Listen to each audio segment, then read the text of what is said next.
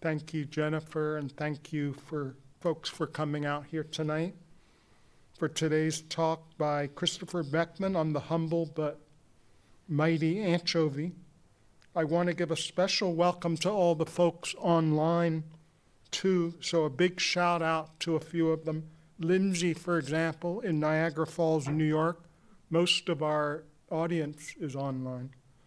Peggy in Maui, Hawaii, where it's only 12 noon right now. To Matthew in Dublin, Ireland. And to Margie in Garmisch-Partenkirchen in southern Germany, where it's already 11 at night. Thank you, all of you folks listening to us now. Welcome to everyone. I also want to thank our host for today's program, the Ann Arbor District Library. They provide us this presentation room as well as promotional and technical support so we can share these programs far and wide by live streaming them and by recording and posting them on the library's YouTube channel. I'm Randy Schwartz from the Culinary Historians of Ann Arbor. For the new viewers and visitors today, I'd like to briefly introduce you to CHAA. We're an informal group bringing together all sorts of people interested in the history and culture of food and cooking. We were founded in 1983, and new members are always welcome. We have about 150 members currently, around half of them here in Michigan, and the other half across North America and overseas. Besides these monthly talks, we also have twice yearly participatory theme meals. Those are for members only. Those are kind of like potluck meals, but with a set theme, so people bring dishes that all relate to that theme. For example, in June, we'll be celebrating Juneteenth and the foods of African Americans in the 19th century. If you're not a member of CHAA, we'd love to have you join. Membership is only $25 a year for an individual or for a couple, and it includes a subscription to our quarterly magazine, Repast. A postal subscription to Repast by itself is only $20 a year, no matter what country you happen to live in. By the way, if you'd like to write something for Repast, or to give one of these talks for that matter, just contact us using the CHAA website, culinaryhistoriansannarbor.org, and we'll talk over some ideas. If you'd like to join our group or just to subscribe to Repast, you can find the information on that website. Click on the membership tab there. You can also follow us on Facebook. Just search for Culinary Historians of Ann Arbor. Or if you're here in person, you can pick up one of these blue membership forms at the side table after the question and answer session. By the way, for those watching us now online via YouTube, if you'd like to ask the speaker a question, you can type it into the chat section and we'll try to convey that to the speaker. After the Q&A today, for those here in person, we have some treats for you to taste. We baked a pissaladière, which is a flat, savory pastry or tart from Provence in southern France, featuring anchovies, caramelized onions, and black olives. Then we have some anchovy-stuffed green olives, which is a very common tapas in Andalusia or southern Spain in their bar-hopping tapas tradition. And to wash it down, since we couldn't bring alcohol into the library, we brought some Concord grape juice. So help yourselves to some snacks after the program. Our next talk will be on Thursday, April 16th, same time, same room.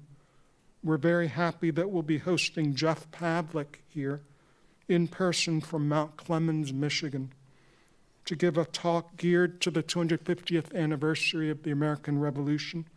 Jeff is a professional baker, a historian, and an educator. He'll be telling us about soldiers' food in the War for Independence. So we look forward to that talk next month on April 16th, 4 weeks plus 1 day from today. And now finally, I want to introduce today's speaker. We're so pleased to welcome Christopher Beckman, presenting this talk from Athens, Georgia, where he's visiting relatives. Chris is a native of San Francisco, and his work began not as a scholar, but as a teenage worker in a commercial wild salmon fishery in Bristol Bay, Alaska. And just as our September speaker, Dr. Lenny Sorensen, spent her younger years as a stage singer and actress, so too Chris had a stint in the entertainment world, producing Hollywood horror films for the legendary Roger Corman. But when Chris was working in Egypt on a documentary about sacred sites, it sparked a keen interest in the ancient world, the Near East, and all things food-related. And that led him to eventually earn a PhD in Near Eastern archaeology. Often based in Geneva, Switzerland, Chris has spent lots of time living or doing field work in Europe, the Middle East, Africa, Australia, and Malaysia. His first book, A Twist in the Tale, How the Humble Anchovy Flavored Western Cuisine, published in Great Britain, was highly praised. It was featured as a book of the day by the Guardian newspaper. And celebrity chef Nigella Lawson hailed it as a must-read for anchovy obsessives. Well, I'm obsessive about anchovies, so without further ado, please join me in welcoming Christopher Beckman. Oh, well, thank you, Randy, for that very kind introduction. And I'd also like to thank everyone who's attending in person or online. I really appreciate this opportunity to spread the anchovy love and tell you a little bit about some of the observations I reached in the process of writing this book.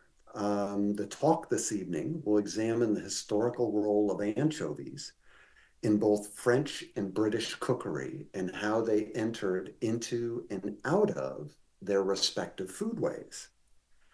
So the French anchovy and the British anchovy, as I affectionately call them, comprise two of the chapters of my book, A Twist in the Tale. But Twist actually covers 2,000 years of Western culinary history, starting with the ancient Romans who consumed anchovies in their garum, which is what you can think of as modern day fish sauce. And then it moves on to the Middle Ages before narrowing the focus to respective chapters on France, Britain, Italy, Spain, and eventually the United States. The book goes into far greater detail, but my hope is to give you a little taste of the wild ride anchovies have been on for the last 500 years in France and Britain, because it is a wild ride.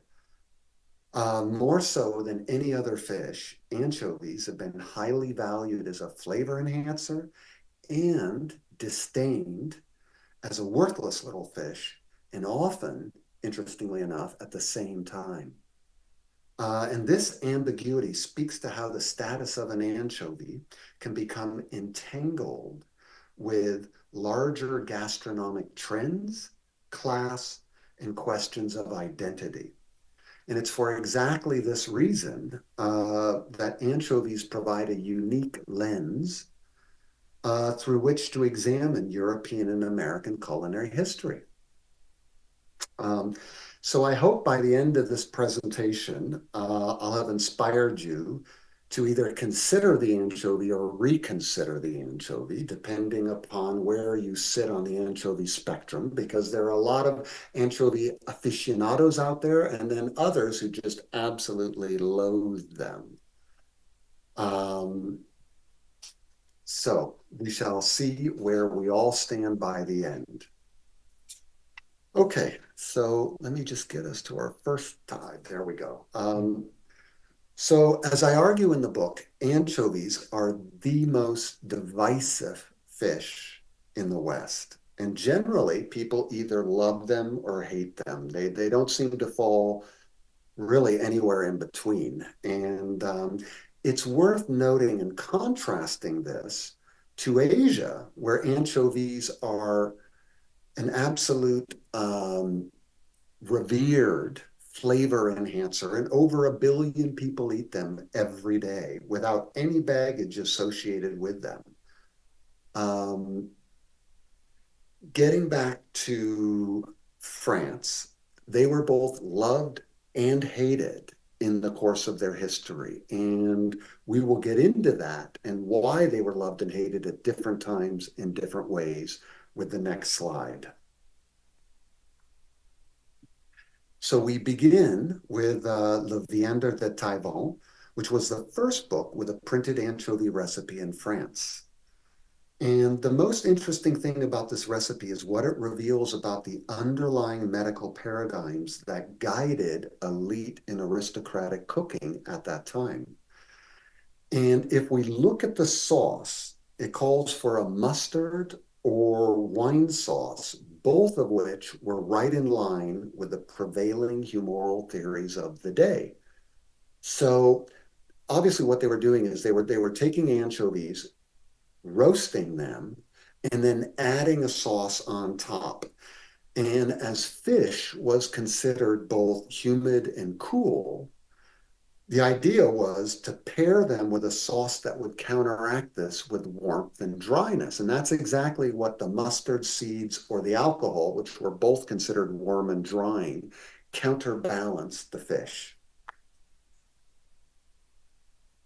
So starting in the early 1500s, the focus on humoral theory and food began to change. And Rachel Loudon attributes this to physicians no longer being able to reconcile Galen's humoral theory, the idea that the four humors must be in balance, with the advances being made in human physiology. And basically, at that time, physicians were digging up cadavers to dissect and could not reconcile humoral theory with what the human physiology that they were finding in the body. They just didn't align. And consequently, they developed a host of new theories to explain digestion and the process of how we metabolize food. Now, interestingly enough, most of those theories, actually all of them, the initial ones, were incorrect. But that really doesn't matter for our purposes, because what it did do is it allowed cooks to focus all their energy on making the tastiest and most delicious dishes possible, as opposed to trying to balance the four humors. And this process basically opened the door and created what's been called a revolution in taste. But it also set the stage for anchovies to enter into French haute cuisine in a big way. As cooks no longer had to pander to humoral theory, this allowed them to explore new kinds of recipes with different proportions and ingredients. And it's not that they were suddenly using radically different ingredients, but rather they were using ingredients in new and different ways. And we see the first real concrete example of these gastronomic changes in La Varenne's Le Cuisinière François. Now, sauces were central to La Varenne's and Le Cuisinière François' success. And he perfected a number of sauces made with butter. And one of his recipes, which is called pike with sauce, the fish pike, is a perfect example of how he came out with this he perfected this new kind of sauce. And in this recipe, he used butter, chives, egg yolk, lemon peel, and a dash of poaching water the pike was cooked in. And the secret ingredient, which I'm sure you all know at this point, because we're talking about anchovies, was in fact anchovies. And this combination of anchovies plus butter absolutely knocked the socks off of diners. And the reason why it was such an effective sauce is because the fat in the butter tempers the salty bite of the anchovies. And together, it's like 1 and 1 equals 3. It was like an exponential jump in flavor. And if you want to get an idea of how anchovies and butters work together, you can do a simple taste test in your own kitchen. That is, make an anchovy toast. Simply toast a piece of bread, slather on some unsalted butter, or salted, that doesn't really matter, and then lay some anchovies on top, and then take a bite. And what you'll see is that it's an absolute umami bomb, but it's tempered by all the fat as well as the carbohydrates in the butter. And so the end result is it's something that our tongues are hardwired to respond to, and it sends a signal to our brain that just pops. So La Varenne launched anchovies as a key flavoring agent in French haute cuisine by this combination of butter and anchovy. Now, things really took off, and anchovies soared to new heights with the French cook Massilot. And Massilot is one of these iconic figures in French culinary history because his book is just an absolute leap forward from what La Varenne was doing. And by including anchovies in a range of dishes across the culinary spectrum, Massilot made them a must-have ingredient in every cook's arsenal. Suddenly, if you weren't cooking with anchovies, you were missing the boat. Incidentally, Massilot was chef de cuisine to Philip I, who was the brother of King Louis XIV.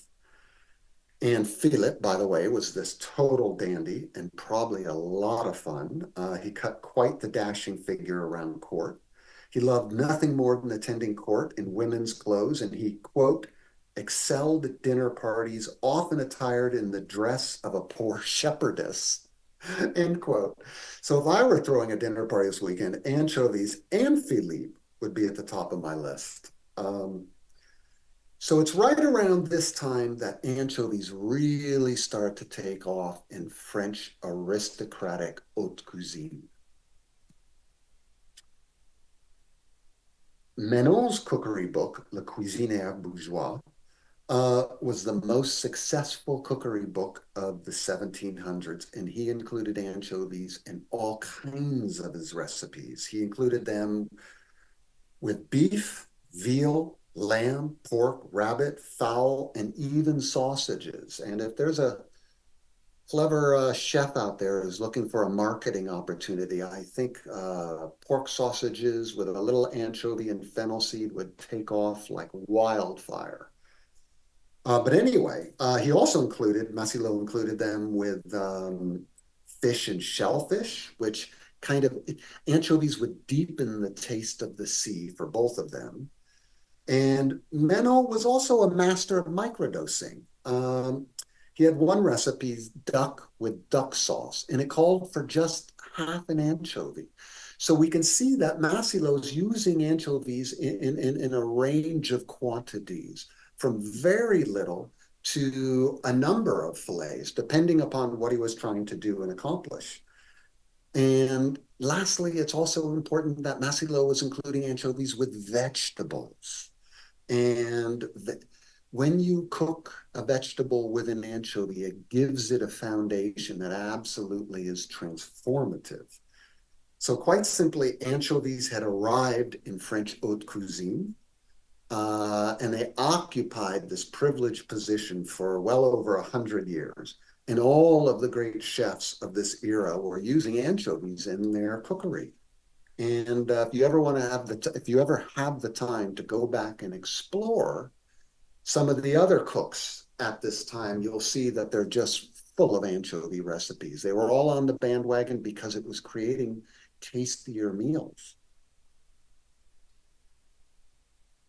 So we just saw how anchovies rose to the very heights of French haute cuisine. So why did anchovies fall out of favor in France? And really, dun dun dun, we have to begin with carême. And Carême reorganized French haute cuisine, and he did many wonderful things in that reorganization. He removed all the excess spices that had been left over from the medieval period. But in the process of reorganizing French haute cuisine, he threw the baby out with the bathwater.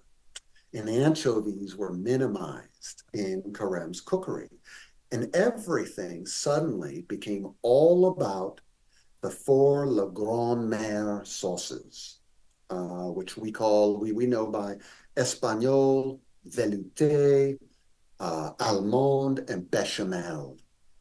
Um, these precursors, which became known as the mother sauces, were intense meat reductions. And they were umami bombs in their own right. I mean, they were just absolutely explosive in terms of the flavor they brought to a dish.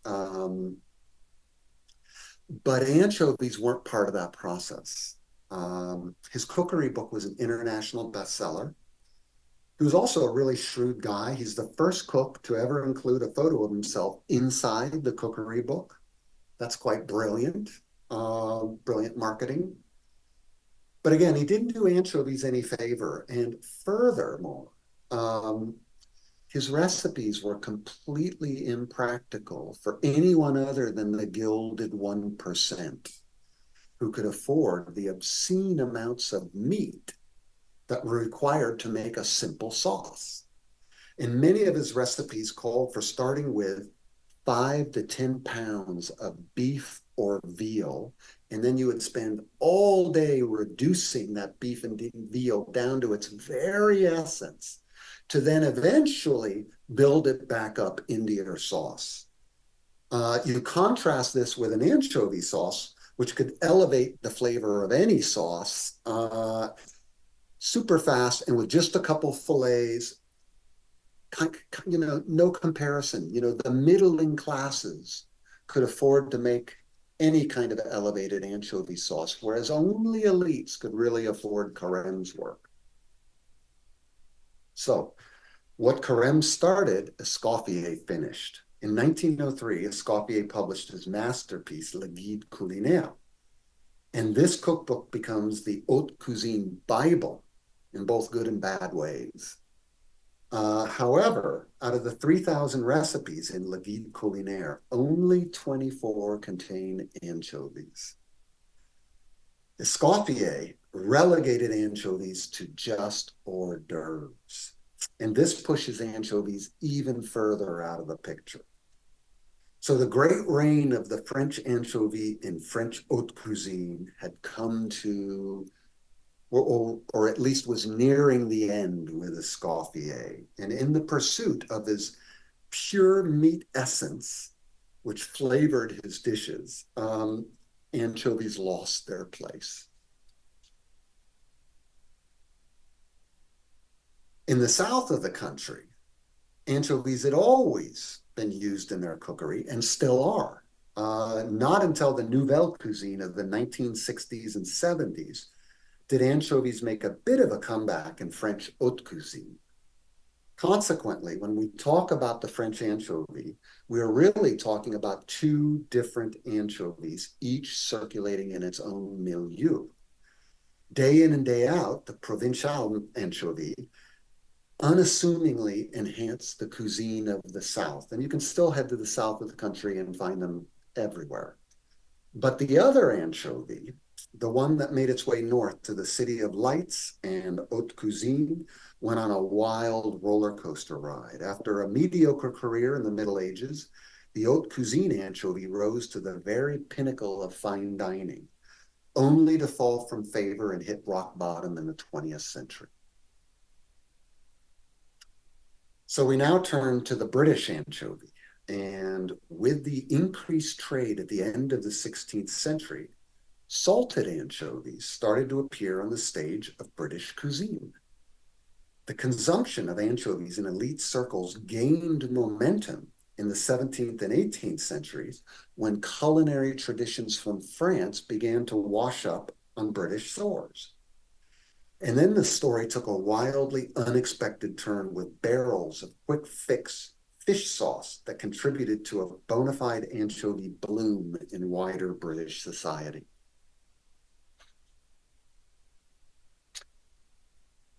Thanks to the wonderful diaries of Samuel Pepys, which many of you I'm sure are familiar with, we now know what a well-to-do foodie in the 1660s consumed.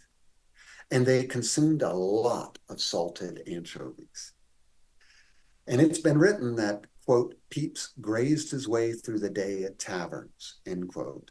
And much of that grazing was, again, on salted anchovies. And Pepys ate them much as we would eat salted potato chips, as basically a salty wet. And taverns like to serve salted anchovies for much the same reason that a modern bar serves salted peanuts to its customers, to make them thirsty and get them to drink more. So one question that often comes up is, where were these anchovies coming from? Because traditionally, historically, anchovies aren't very often found in British waters. It's a little too far north. They do occasionally go up that far and even further.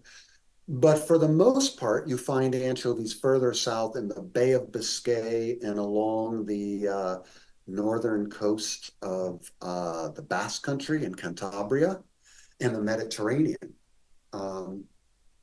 So at that time, they were importing salted anchovies primarily from the Mediterranean Sea. And merchants were importing luxury goods, things like rugs, spices, porcelain, and whatnot.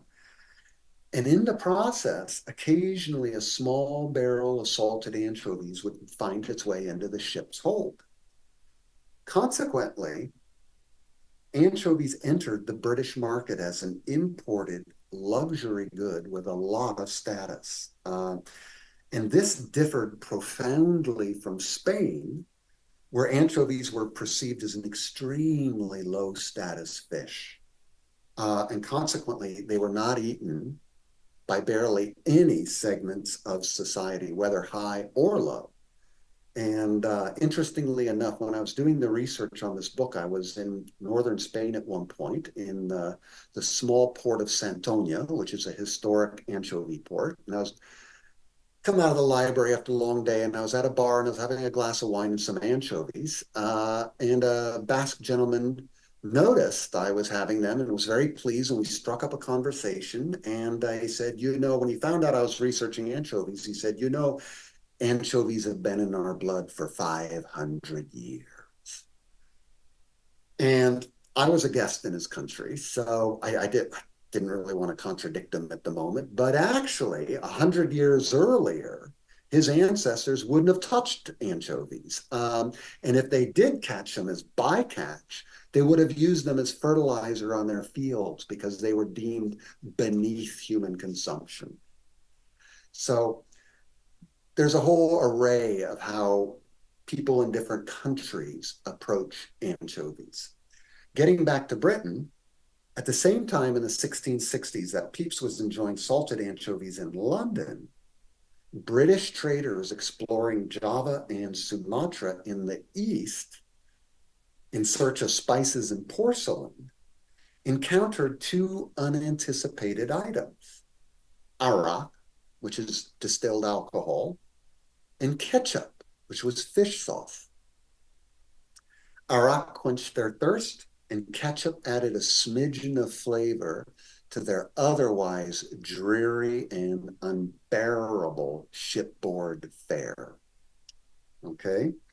Now, the Asian ketchup, fish sauce, again, at that time was a very simple affair. It was probably little more than anchovies and other small fish, salt, and perhaps some water, and fermentation brought out the process whereby the umami developed. And basically all anchovy fermentation occurs by the same process. And usually if you're salting anchovies in a barrel, you do a layer of fish, a layer of salt, layer of fish, layer of salt. And it's basically the natural enzymes within the anchovies themselves that trigger the fermentation process. So you don't have to add any kind of starter or anything. It happens through an enzyme in its gut. And this was probably very simple fish sauces that were being made. But for the sailors, again, this would have been a godsend because ketchup, which is an Indonesian word, meaning fish sauce, was a gastronomic game changer.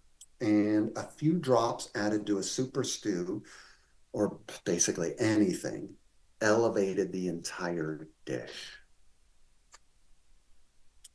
Back in England, ketchup became a thing. And why not? It was an absolute flavor bomb. So one question is, how did imported ketchup enter British society? Was it top down or was it a bottom up phenomena? And because there's evidence for both, we do find fish sauce being sold in very small ornate glass jars, which was clearly directed to the elite audience. But we also find evidence for very humble housewives kind of manufacturing their own fish sauce to enliven their own dishes. So there's a little evidence for both.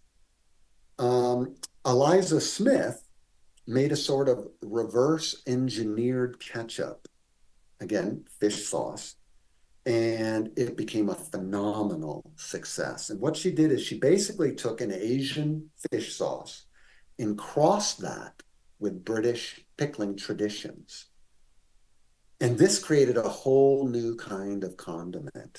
It was a traditional fish sauce complemented with spices, shallots, vinegar, wine, and whatnot.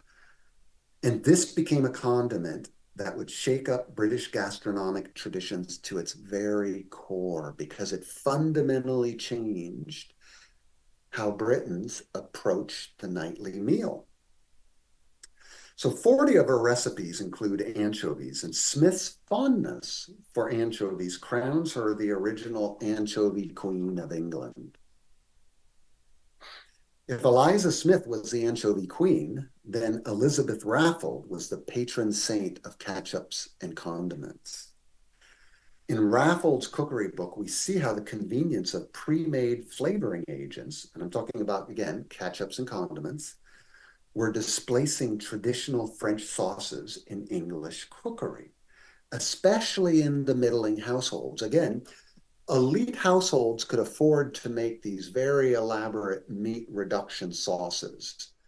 But it's the middling households that aren't using nearly the same amount of meat, but want to ramp up the umami that are taking to this immediately, these new fish sauces.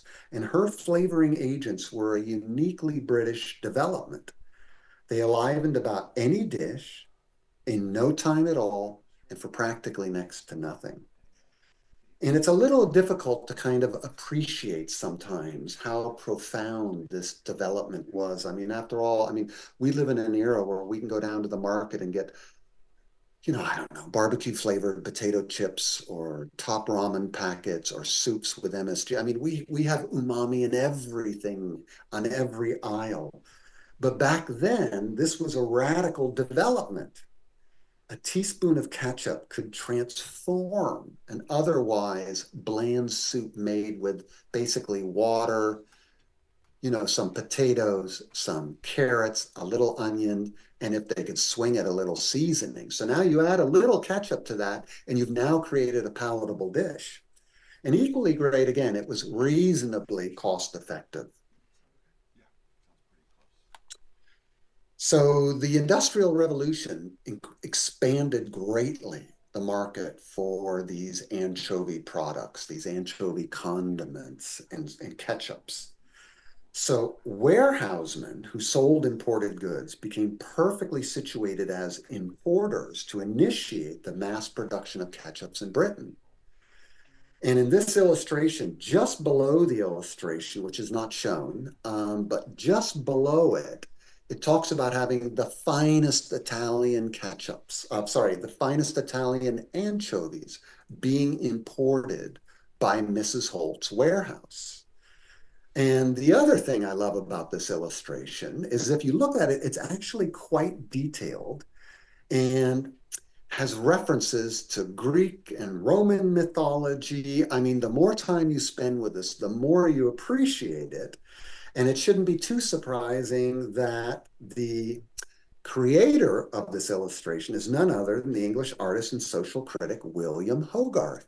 And if any of you aren't familiar with William Hogarth, I absolutely recommend getting a copy of one of his books, sitting down on the couch with a cup of tea, and you will not spend a more enjoyable afternoon. His insights into British society are priceless. So this next illustration is actually my favorite illustration in the book, as it captures the enthusiasm with which anchovies and anchovy-based condiments were embraced in Britain. And condiments and sauces of all kinds were very carefully considered before customers handed over their hard-earned coin. And I love the seated man on the far right, who appears to have his favorite, obviously, and the poodle is eagerly investigating, but the other two gentlemen clearly are interested in something else. And my guess is that approximately 50% of the sauces in this shop would have contained anchovies. And that's a shocking amount of anchovies and condiments. And the only analogy I can make is if you're wandering down your supermarket, Safeway or Kroger or Walmart, Walmart, I always forget that one. Imagine walking down the condiment aisle where you'd find your mayonnaise and ketchups and mustards and whatnot and sauces, and half of them contain anchovies. That's how prevalent these condiments, these anchovy-based condiments, were in Britain at that time. It's just mind-boggling. So by the beginning of the 1800s, most shopkeepers across the country stocked industrial condiments in one form or another. And although condiments, commercially made condiments, were still out of reach for the poor, the convenience of these condiments ensured that every aspiring household clawing its way up the social ladder had at least a bottle or two on hand. And stepping back and looking at the larger picture in Western Europe, we see that the British were absolutely avidly consuming anchovies at this time, whether they were eaten as a salty wet in a condiment or a French-inspired sauce. The French were also consuming them, but mostly in French haute cuisine in sauces. The Italians, as I talk about in the book, explore them in every which way. They're eating them in every kind of dish imaginable, and they basically eat them in all periods. And the one outlier is the Spanish, and the Spanish simply did not eat anchovies. And I came across a wonderful chart put together by a Franciscan monk, of all people, in Malaga. And he looked at the price, he charted the cost of all fish in the marketplace. And one of the interesting things is the differential between the price of an anchovy and a sardine was over 10 times. So if that anchovy cost you 10 cents, a sardine cost you over $1. Now, if we contrast that with 20 years later, I found a fish chart in Italy that also showed the prices in Ancona, which is on the eastern side of Italy. And there, the difference between an anchovy and a sardine was a little less than twice the price. I think it was like if the anchovy cost 10 cents, the sardine was like 17 or 18. So you can clearly see that anchovies had a lot more value in Italy than in Spain. So getting back to Britain, Mrs. Beeton's Book of Household Management was a monumental blockbuster. Beeton's book did not merely outsell its competitors, it crushed them. And it's said to have never been out of print to this day. But for all its success, Beeton was not kind to anchovies or anchovy-based condiments. And one of the questions when I was reading through and really analyzing her book was, why were there so few anchovy recipes? And what accounted for this, in my opinion, gastronomic misstep? What happened? And after months of researching and contemplating this question and discussing it with colleagues, my personal belief is that Mrs. Beeton simply did not like anchovies. But whatever the explanation, anchovies and anchovy-based condiments never fully recovered in Britain. Now, this wasn't entirely due, obviously, to Mrs. Beeton's book of household management. There were a number of other factors that came into play, and one of the other ones was the development of brown sauces. Now, brown sauces originally contained anchovies, but by the 1850s, they had become sweeter and tangier, and anchovies were largely left out of the mix. These new brown sauces derived their distinctive flavors from dried fruit like raisins, dates, mangoes, or oranges, sweeteners like molasses, and imported spices like star anise. While HP sauce was conquering Britain, it was another British brown sauce that went on to conquer the world. And we know that sauce well here in America. I grew up with it and I loved it, and I'm sure many of you use that brown sauce as well. And as you imagine, it's A1 sauce. Brown sauces like A1 and HP soon became household favorites. And there was a corresponding, you can actually chart their rise and the decline of anchovy-based sauces. So sadly, anything anchovy kind of fell out of favor by the post-World War II period. Now, fortunately, Elizabeth David published French provincial cooking, and I think it was the late 50s or early 60s. And she practically single-handedly reintroduces anchovies back to the British public.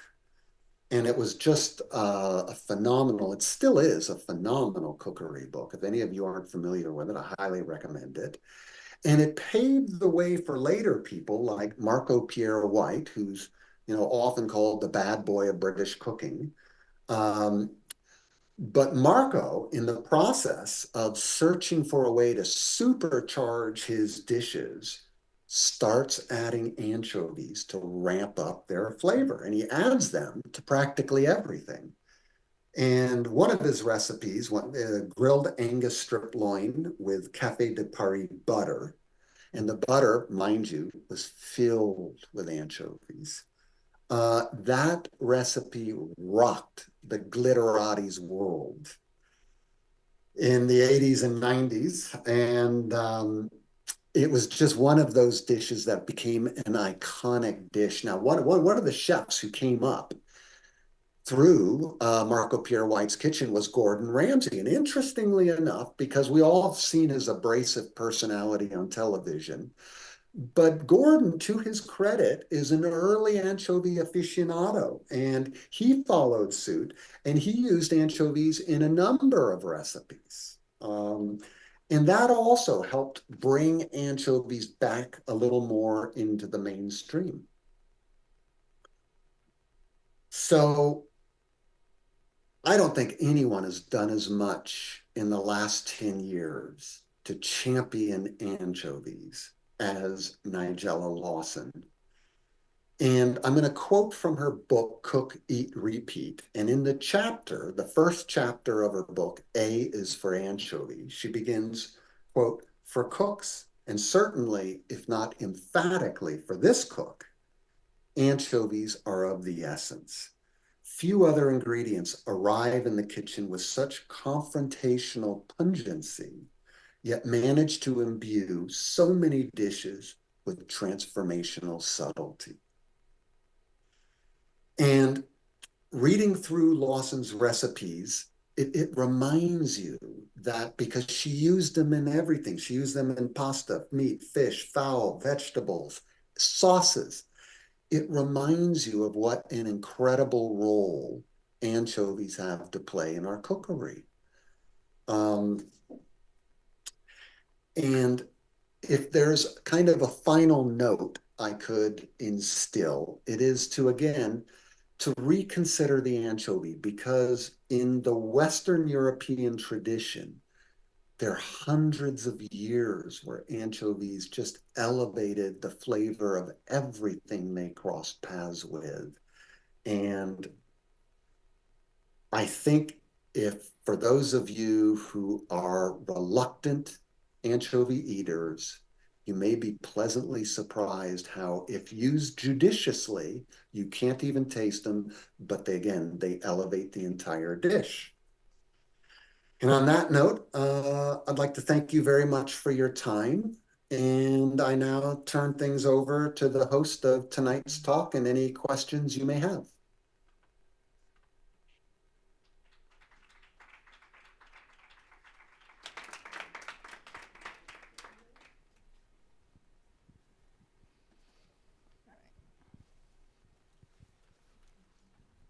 I have two questions. Where Sure. did the name anchovy come from? Do you know? It's kind of a weird name. It is a weird name, and I go into a bit of the etymology in the book, but the bottom line is it's uncertain because it may have come through a number of different channels. But basically, anchovy, anchois, anchoa, they're all part of the same family, and different scholars trace it to different places. So it's a little hard, but you can even go all the way back to ancient Greece, where anchovies were called apua. So whether that's the apua that led to anchovies or not is it's still not that clear. Okay, and the other question I have, I don't care for anchovies because they're so salty, but you Yes. talk about them being salted. So if you didn't salt them, what are they? Are they pretty bland unless you do that to them? I mean, just Well, eating an sure. anchovy without the salt. Sure. Well, there are a couple ways. So basically, all anchovies that we buy in a tin or a glass jar begin by getting salted and fermented in large barrels where they ferment. Now, historically, up until, say, 100 years ago, they then took those salted anchovies out. And in Italy, you could buy a singular salted anchovy that would still be salt encrusted. Or, they would sell them by the half pound, by the pound, or whatnot. But then about 100 years ago, they developed the process of then stripping that salt off, taking the fillet off the bones, cleaning the fillet up, and then putting it into a tin and adding olive oil.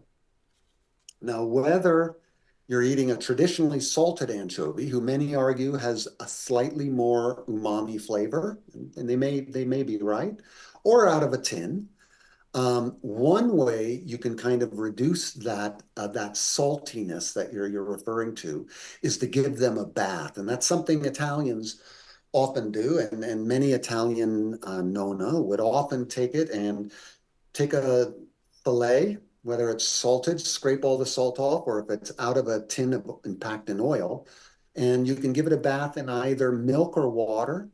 And some of them suggest doing that several times for 5 or 10, 15 minutes. The longer you do it, the more salt will get leached out of the anchovy and into the water, and then dry it with paper towels. And then if I'm eating them straight, I like to put them right on a plate and then drizzle a little extra virgin olive oil over it. Because again, you want that fat to temper the salt and umami. So there are ways that you can reduce it. Am I answering your question? Well, more or less, but you're talking about the anchovies being encrusted in salt, so they are not naturally. I mean, what if you just ate an No. anchovy? What if you just caught an anchovy and decided to eat Sure, it with some olive oil on absolutely. it? Absolutely. So if you pull an anchovy out of the sea, and were to try to eat it raw, say like sashimi, you may find it a little bitter, and that has to do with anchovies have an incredibly high oil content, which is why they ferment so well and convert to umami so well. But basically, many people eat anchovies just straight, and you can roast them, and then they taste like any other small fish. It's really the fermentation process that adds in all that salt. Okay, that answers it better. Can I ask you one more Great. question? When you were Sure, talking about absolutely. ketchup Yes. meaning fish sauce. Now, what about Heinz tomato ketchup? That's not the same. We call it ketchup, but That's right. That's right. it's not the Well, same. it's not the same. And interestingly enough, so ketchup, as I mentioned earlier, actually comes from, well, the original origin is a Taiwanese word, kikap, but it became ketchup in Indonesia. And then when it came to England, ketchups became often, traditionally, anchovy infused along with other ingredients. Now, when ketchups came to the US, um, they became a different animal entirely. And one of the earliest ketchup recipes, I can't recall it offhand, but again, it's in the book. Um, it used entirely tomatoes, and it was a very different animal from the British ketchup. So ketchup evolved in the United States down a very different trajectory. And part of that had to do with anchovies didn't initially have much status in the United States until, particularly in cities like New York City, where they were trying to imitate French haute cuisine, and then they kind of embraced anchovies at the very high end. But my argument is always, why would you pay for an imported anchovy fillet, which was very expensive from the Mediterranean world, when you could get a huge piece of cod for next to nothing, or you could get a dozen oysters for a dime? Why would you bother with anchovies? So it took anchovies a while to take off in the United States. And ketchup, just to reiterate, was a very different animal than British ketchups.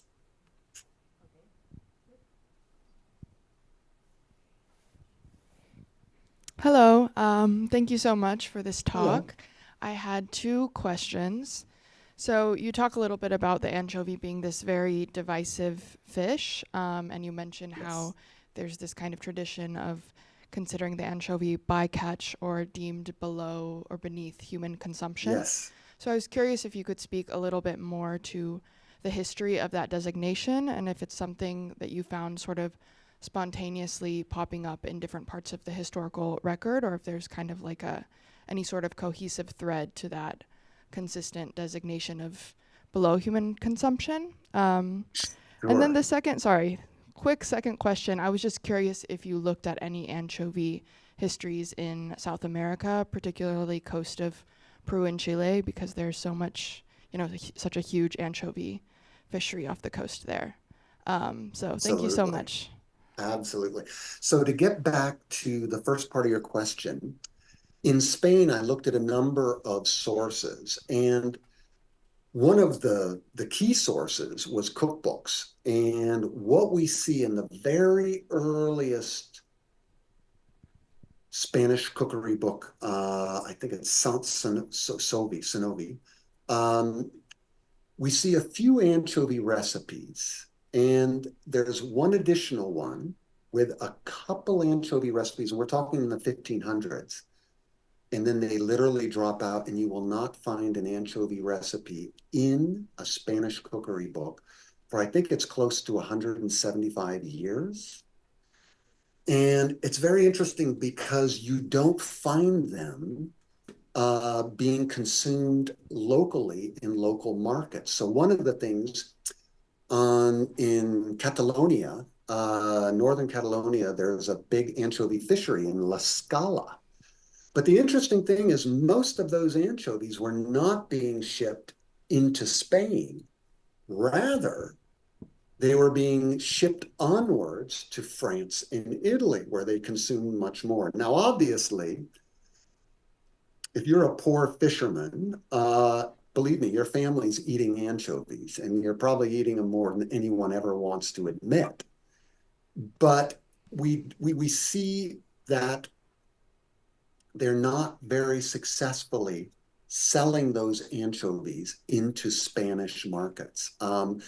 The Spanish chapter really goes into detail on this, and it's absolutely fascinating because, again, you have to look at modern Spaniards are absolutely anchovy mad. I mean, you go into any taberna anywhere, any bar, any restaurant, and they're going to have anchovies on the bar. People are eating anchovies. But what's interesting is they're really eating them as tapas, which is to say they're putting them on top of their food.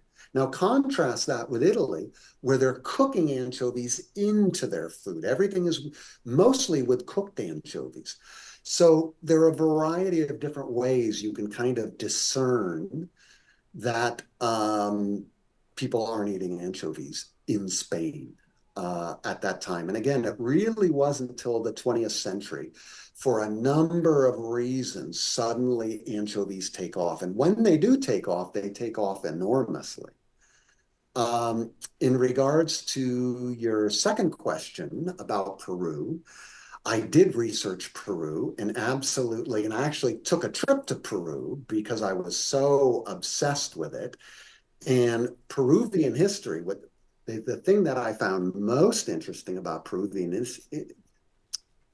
anchovies in Peruvian history is that not only is it the largest anchovy fishery in the world, but modern Peruvians don't really eat anchovies. And so I started digging, and I got back to the Incas, and then I found out that fishermen on the coast of Peru did not have to go and do service, go off and do work service for 3-4 months of the year because they supplied anchovies, which was a form of food. Now, I should briefly mention that the Humboldt Current delivers this nutrient-dense water, which allows the Peruvian anchovy fishery to be the most abundant fishery in the world. But what kind of surprised me is I could even go back even further to the corral culture. Now, the corral culture, we often think of, what was the first civilization in the Americas? And people will say the Maya or the Olmecs. Well, I would argue it's the corral culture. And what were the corral culture eating? Well, they were eating anchovies, which is absolutely fascinating. So Peru absolutely merits its own book. And my publisher, I owe him a follow-up book, which I'm very tardy in getting going. And that's one of the things we're considering as a topic. So thank you for that question. That was great. Okay, we have just a couple questions from online here from at Hacksteel1. They say, and I'm probably going to butcher the name, so please bear with me. Karim seems to have died before Daguerre took the earliest known photograph of a person in 1838. Maybe he had a drawing of himself in the book. And then their second question is, do anchovies range in types and sizes? So short answer, yes to both. It was actually, I may have misspoken. It was an engraving of him. So that's absolutely correct. And anchovies do range all different kinds of sizes. There's anchovies in the Mediterranean Sea and again, the Bay of Biscay. There are different anchovies it's anchovy ringans in Peru, in Corrales in Europe. There are anchovies off Africa and the Middle East. India, southern India has its own species of anchovy, and then in the Far East. So they're all different kinds of anchovies out there in circulation. Yes.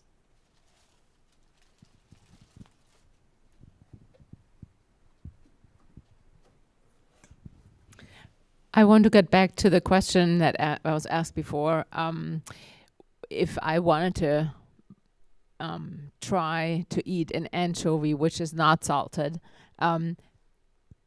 is that something that you can buy in the United States?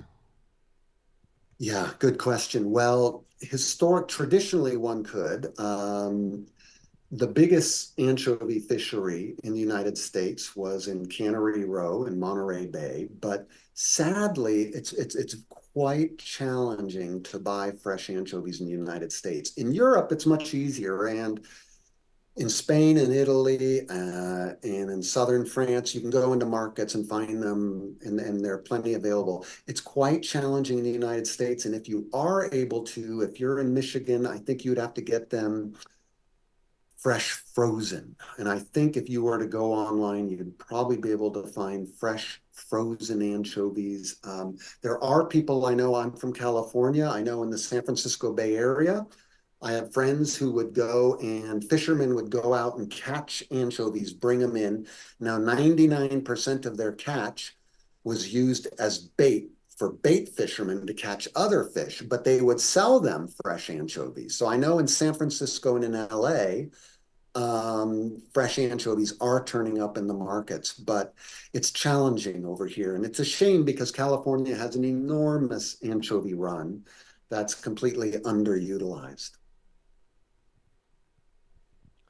Hello, thank you for the great talk. I'm a little curious, going back to sort of the fall of anchovies from French kind of elite cuisine, sort of Yes. the underlying motivations question of, is from your research, is that kind of more motivated by less need for that umami flavoring as you increase the sort of concentration of meat in the mother sauces, or is that more motivated by kind of a privileging of like the exclusivity, where it was almost like the sort of Spanish case where they were kind of too common to belong on the table of kings, or some combination of those? You know, it really involves a number of different explanations that kind of play in at different times. But the biggest one, I think, is the fact that as meat became more available in the 20th century, everyone gravitated to meat, and the need for anchovies to bring that flavor enhancing quality declined. Now, in each country, there are different factors that also, again, contributed it. Like I mentioned, in Britain, brown sauces became very, very popular because they were sweeter, less savory than a traditional anchovy sauce. So in each country, it kind of varies what triggered that declined. Is that answering your question? All right, we have another online question. It is from @GordonYee7849. They ask, you mentioned that Asian cultures eat anchovies, but I'm not familiar with any dishes. Can you elaborate? Oh, yeah, it's full of. If you're in Vietnam, you may order a spring roll, and that spring roll, you're going to have a dipping sauce, and that dipping sauce is going to have fish sauce. It'll probably be diluted with a little water. It'll have a number of other little ingredients, but that's one way. I was just in Malaysia recently, and one of the dishes, which I just absolutely adore and ate all the time, was chicken rendang. And chicken rendang, basically, it's a kind of a chicken with a rendang sauce served with rice. But then on the side, they have salted peanuts and dried anchovies. And you eat it together, and it's just absolutely a delight. Each country is kind of doing somewhat different things with anchovies, but they're all using them. In Thailand, they use a lot of different fish sauces, and not just anchovy. Vietnam seems to really veer more towards anchovy-based fish sauces. But in Thailand, they also have squid sauce, they have crab sauce, and these are all basically fermented shellfish or fish sauces. And they're often, a spoonful is put in with the curry to enliven it. Korea uses anchovies. Korea actually is the largest consumer of dried anchovies in the world, and they use them in a variety of different stews, salads, a number of dishes. In Japan, they often they make wonderful fish sauces, very delicate. But they also roast anchovies, which we had a wonderful meal in Kyoto of roasted anchovies. So they're all doing different things. I mean, the Philippines has a condiment that they all use with anchovies. Each country is doing slightly different things, and regionally within the country, they're doing different things. But the one kind of uniform, the one consistent thing is that they're all using them in one form or another.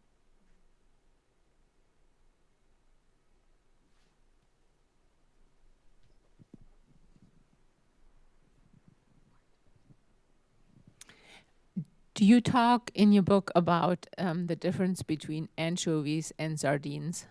And the reason I ask that is because I'm German, and in German the two words are so similar that I always get them mixed up. It's a sardine and a sardelle.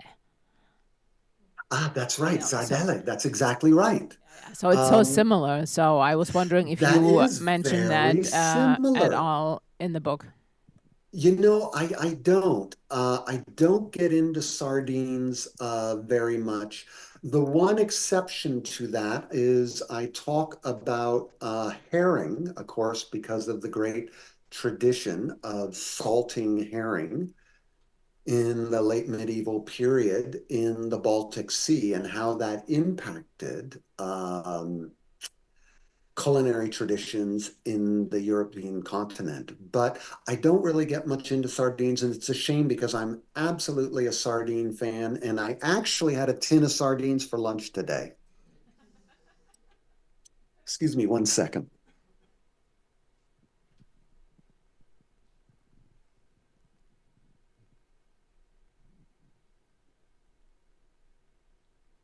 I have a comment about sardines. Yes. A number of years ago, I spent a little time in Rio, and Rio was all Oh. about fish markets. Every day, different part of the Yes. city I was in Lebanon, was a fish market, and they had some of the weirdest looking fish. I just had to take pictures of them all, but sardines were incredibly popular. And I'd stand there and watch them sort of fillet them, and then Yes. my friend who's Italian would buy them, and then she would roast them or bake them or whatever with different things with them. But I never saw any anchovies there, just sardines everywhere. Yeah, you know, you mentioned you were in Rio, was that correct? Yes. So I think the waters in Rio may be a little too warm. Now, interestingly enough, as you head further south, you go very far south to Argentina, and the southern part of Argentina in particular, they've developed a very good anchovy fishery, and they're actually producing very good quality anchovies. And I had the pleasure of trying one of them once in Spain, of all places, and it was great. And I'm actually very pleased because the quality of anchovies processing around the world has really increased. I mean, when I was younger, we used to get these tins of Crown Prince anchovies in our supermarket called Safeway, and they were really they were terrible. They were actually caught in Morocco, packed with very poor quality oils, terrible. I had a Crown Prince anchovy the other day, and it was not bad. It's pretty good. So they've all increased. But getting back to your sardine, yeah, that sounds absolutely lovely. And I'm a huge fan of roasted fish in any form.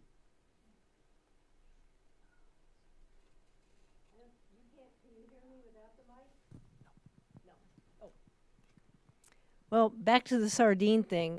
When I was Yes. a kid, I'm from Long Island, and my father, on weekends when he was home at lunchtime, his favorite lunch was the canned sardines that are packed in oil, and he'd line them up on a piece of white bread and put another piece of white bread on top of it, cut it in half, have a glass of milk. That was lunch. those sardines were terrible. But the ones that I had in Rio were a whole different story. But anyway, I just thought I'd bring that up as one of his Sure. favorite things, sardine Um, sandwiches. Well, on that note, the best sardines, I think, right now, like the best anchovies, tinned anchovies and tinned sardines, are coming out of Spain. And for the anchovies, they even have the added bonus of they have I think it's the MSC seal of approval, because they're being sustainably caught, whereas those from Portugal are not, and they're actually on the red list right now, as are a lot of Italian anchovies, because those anchovy fisheries are not being sustainably managed.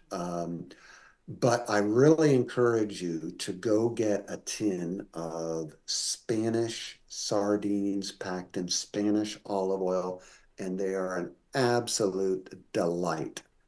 And again, the anchovies from the Cantabrian coastline, the Basque and Cantabrian coastline, I think those are the very best in the world right now. They're really, and I've been to the factories and I've seen the processing, and I've done a number of blind tastes. That those are just they're really at the top of their game. They're just extraordinary.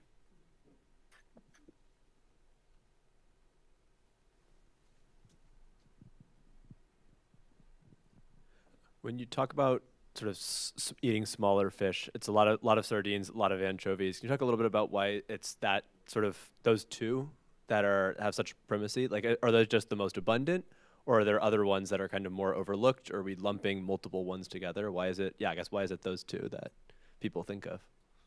Well, super good question. And I'm just going to throw this back at you because it's absolutely fascinating. But there's only one cannery selling sardines in North America, and I think it's in Canada. And when you open that tin, tastes like a sardines, absolutely lovely. But then you look and you analyze the type of fish, they're actually baby herring. So fish and how they're marketed have a huge role in the public consciousness and the choices we make. I'll give you another quick example. A number of years ago, Peru had received permission to sell their anchovies in the United States as sardines. There's a lot of controversy around this, but basically, I think, getting back to your question, I think those are, the most abundant. You have anchovies, sardines, and mackerel are very commonly tinned, and also another small, as are herring. These are all called collectively bluefish, and bluefish are very high in oil content, anchovy being the highest of them all. And that's also why they're so healthy for you, is they have so many good omega-3s and 6s and 9s and all that stuff. But that's a very that's an excellent question you ask, because you can unpack it in so many different ways. But I think there's just name recognition at this point.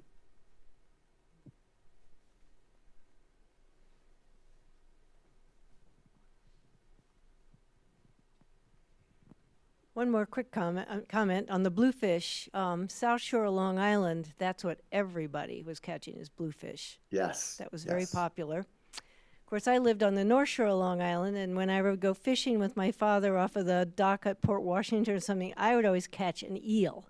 But I would become very popular because that was great bait for the other fish that they were catching. Right, of course. Now, the way you just used bluefish, I believe you're referring to a very specific fish that's called bluefish off Long Island, whereas I was kind of referring to collectively in Europe, all those small fish are collectively known as bluefish. So again, going back to fish and names and just how bloody complex it is. It's really challenging because you have the local name and then you have the scientific name, and rarely do those two ever meet.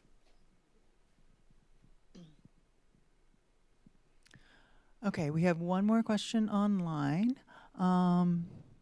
They say, hello, I am Southern French and love anchovies.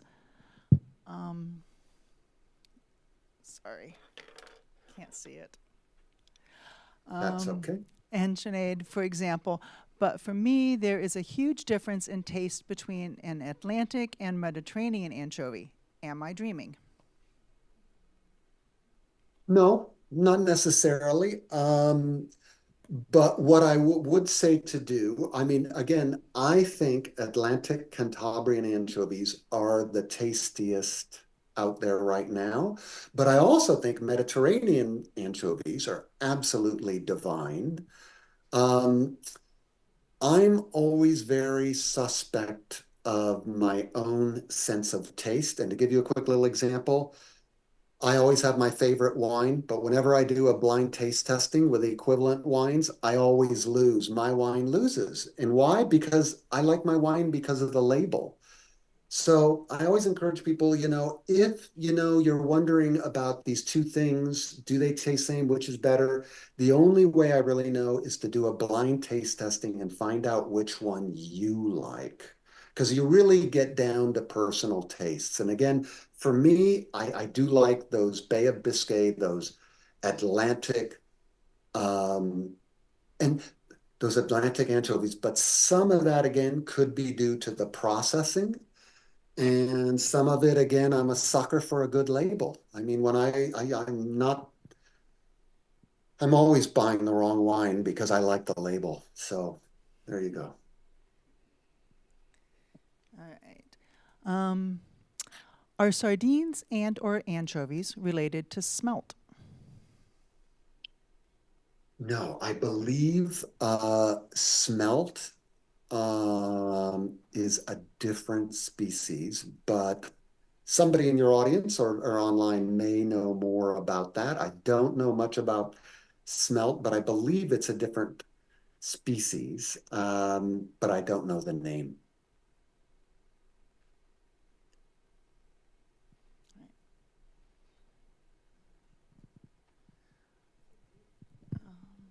Let's see. And they say, thanks for your wine antidote or antecedent. Same thing happened to me with a blind beer tasting test. I picked a beer I frowned on by label. So I think this is very common, and I think advertising works. That's why we're bombarded with it. It certainly works on me, and I have to be very, very careful what I think is my favorite because in a blind taste test, I'm often surprised at my own choices. Yeah.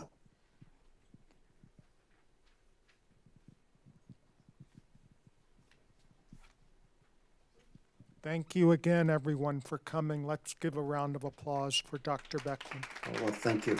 Thank you so Thank much. you. It was a pleasure being here, and thank you for hosting me. Thank you, Randy. Thank you.